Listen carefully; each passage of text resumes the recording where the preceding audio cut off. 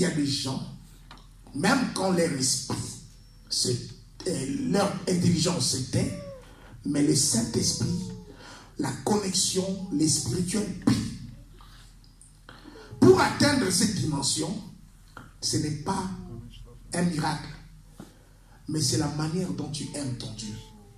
La manière dont tu acceptes de te priver de certaines choses. Quelle est la place que tu donnes à Dieu? C'est la manière dont il s'approchera de toi. Nous avons vu dans la Bible, les gens comme les David avaient des erreurs dans la Bible. Mais quel est leur secret? David était un adorateur. Et un adorateur, c'est l'âme. C'est dans ton âme. Quand on atteint la dimension d'un adorateur, même quand tu ne pries pas, ton âme, ton esprit prie. Il y a des fois, je suis comme ça, je suis en train de regarder quelque chose, mais je sens en moi comme si je suis en train d'adorer sans que je le sache. Adorer, c'est reconnaître la grandeur de Dieu. Adorer, c'est dire comment est-ce que, quelle est la place, la meilleure place que tu lui donnes. Offrir le meilleur de tes paroles, le meilleur de ton temps à ton Dieu. Alléluia. Amen. Et avant que nous entrons dans la profondeur de mon message aujourd'hui, ce ne sont que des introductions. Nous allons commencer par un verset. Psaume, nous allons nous lever, quand nous lisons la Bible, nous nous levons. Psaume chapitre 14 et 141, verset 2.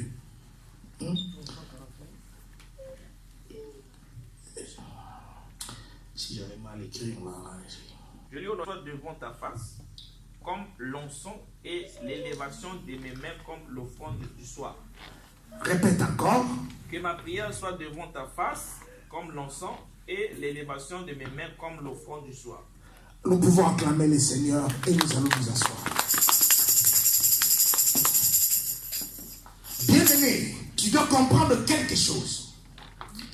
La prière que toi tu fais, dans le ciel, doit être acceptée ou reçue comme un parfum. La Bible dit même dans l'Apocalypse que la prière monte au ciel comme le prière des saints monte au ciel comme un parfum. C'est ça notre mission. Est-ce que ta prière a atteint cette dimension de parfumer le ciel ou ta prière énerve le ciel? Alléluia. Amen. Beaucoup de gens se posent des questions. Seigneur, j'ai prié fatigué. Mais est-ce que tu te poses aussi la question, est-ce que ta prière est une parfum de bonne odeur ou c'est une parfum qui énerve? Il y avait deux hommes dans la Bible. Ils étaient des frères, Abel et Caïn. Les deux devraient offrir à Dieu le parfum de leur adoration. Abel est allé chercher un animal parce qu'il était chasseur et son frère Caïn est allé prendre ses plantes. Mais quand ils ont mis dans le feu, il s'avère que le parfum de l'animal est monté. Mais le parfum de Caïn a pris l'autre direction, n'a pas plu à Dieu. Je ne voudrais pas aller encore dans la profondeur de cette histoire. Je voulais seulement te donner une révélation. Nous sommes au temps de la fin où Dieu attend que ton corps, que l'odeur de l'animal monte. Ce n'est plus l'histoire de donner des choses qui ne sont pas animales. Christ a donné l'offrande animale du sang et c'est le temps que toi, ton corps soit une offrande. Amen.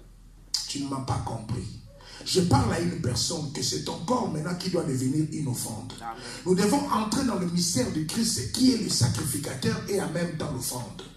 Si toi tu es seulement sacrificateur, c'est-à-dire tu chantes pour Dieu, c'est-à-dire tu fais le service de Dieu, mais tu n'es pas toi-même offrande, tu le feras avec négligence. On devient offrande quand on n'a plus à murmurer devant les choses de Dieu. C'est comme ça que lorsqu'Abraham a attrapé Isaac pour aller le sacrifier, Isaac était plus jeune que le vieux Abraham, mais il n'a pas combattu Abraham, il n'a pas fui, parce qu'il était devenu offrande. Le vrai problème, c'est que Dieu a besoin maintenant que ton corps puisse libérer ce parfum qui va déclencher la pluie pour toi. Quelqu'un n'a pas dis un amen bien. Dis un amen et acclame le Seigneur. Dis un amen et pousse des cris de joie pour la gloire de Dieu. Qu'est-ce qui se passe lorsque nos corps deviennent offrandes? C'est-à-dire, nous sommes disposés pour Dieu. Bien-aimé, prends le temps pour Dieu. Quand il y a des programmes de l'église, prends le temps pour Dieu. Quand il y a des choses qui doivent donner gloire à Dieu, prends le temps. Deviens offrande. L'offrande ne discute pas.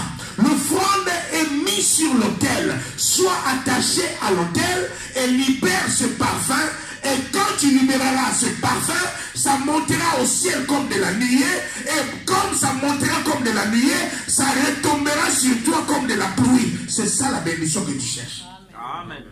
La pluie ne vient pas du ciel, mais la pluie vient de la terre.